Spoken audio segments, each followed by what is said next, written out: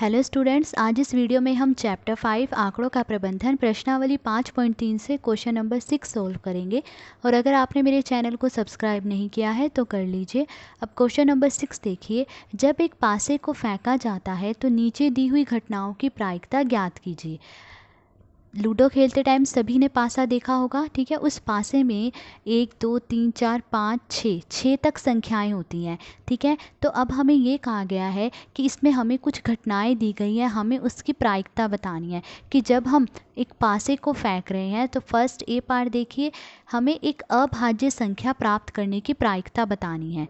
तो देखिए, प्रायिकता का फॉर्मूला क्या होता है? अनुकूल संभावनाएं बटे में कुल संभावनाएं। तो देखिए, कुल संभावनाएं कितनी है जब हम एक पासे को फेंक रहे हैं, तो कुल संभावनाएं कितनी है? देखिए, पासे में 6 तक संख्याएं हैं, 1 2 3 4 5 6 तक संख्याएं हैं। तो कुल संभावनाएं कितनी होंगी? 6। तो देखिए, कुल संभावनाएं कितनी है? 6। अब देखिए, अनुकूल संभावनाएं हमें बतानी है, मतलब एक अभाज्य संख्या आने की संभावनाएं हमें बतानी है। तो देखिए, 1 से 6 तक कितनी अभाज्य संख्याएं हैं? अब देखिए, अभाज्य संख्या कौन सी होती है?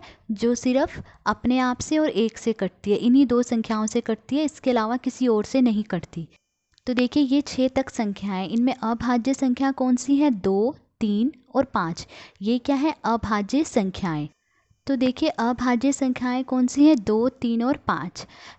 तो इसीलिए अनुकूल संभावनाएं कितनी होंगी? अभाज्य संख्याएं कितनी है? 1 2 3 है, तो अनुकूल संभावनाएं कितनी होंगी? 3।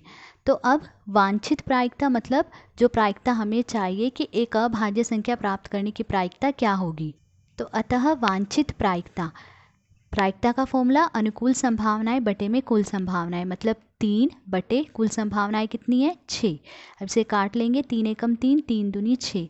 तो वांछित प्रायिकता कितनी है? 1/2, मतलब पासे को फेंकने पर एक अभाज्य संख्या प्राप्त करने की प्रायिकता 1/2 है। नेक्स्ट बी पार्ट देखिए। एक अभाज्य संख्या नहीं, मतलब जब हम पासे को फेंक रहे हैं तो एक अभाज्य संख्या प्राप्त नहीं करने की प्रायिकता बतानी है, क्या होगी? तो देखिए, प्रायिकता का फॉर्मूला क्या होता है? अनुकूल संभावनाएं बटे में कुल संभावनाएं। अब कुल संभावनाएं कितनी है? 6, क्योंकि 6 तक संख्या है तो कुल संभावनाएं तो 6 ही होंगी, ठीक है। अब देखिए, इनमें 1 से 6 तक में अभाज्य संख्याएं कौन सी नहीं है?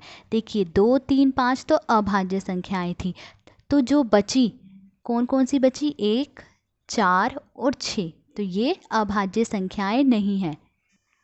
तो देखिए, अभाज्य संख्याएं नहीं, कौन कौन सी नहीं है? 1 4 और 6, ये अभाज्य संख्याएं नहीं हैं। तो इसीलिए अनुकूल संभावनाएं, मतलब आने की संभावनाएं, तो एक अभाज्य संख्या नहीं आने की संभावनाएं कितनी होंगी? 1 2 3। तो अनुकूल संभावनाएं कितनी हो गई? 3। अब हमें प्रायिकता निकालनी है, तो अतः वांछित प्रायिकता, मतलब एक अभाज्य संख्या नहीं प्राप्त करने की प्रायिकता क्या होगी? अनुकूल संभावनाएं बटे में कुल संभावनाएं, मतलब 3/6। इसे काट लेंगे, 3 एकम 3, 3 दूनी 6। तो आंसर क्या आ गया? 1/2। यहाँ पर ये देखिए, ये फर्स्ट का बी पार्ट है, ठीक है। सेकंड का बी पार्ट नहीं है, फर्स्ट का ही बी पार्ट है, ठीक है। अब नेक्स्ट देखिए, सेकंड का ए पार्ट। सेकंड का ए पार्ट पूछा गया है 5 से बड़ी एक संख्या, मतलब जब हम पासे को फेंक रहे हैं तो 5 से बड़ी एक संख्या प्राप्त करने की प्रायिकता क्या है?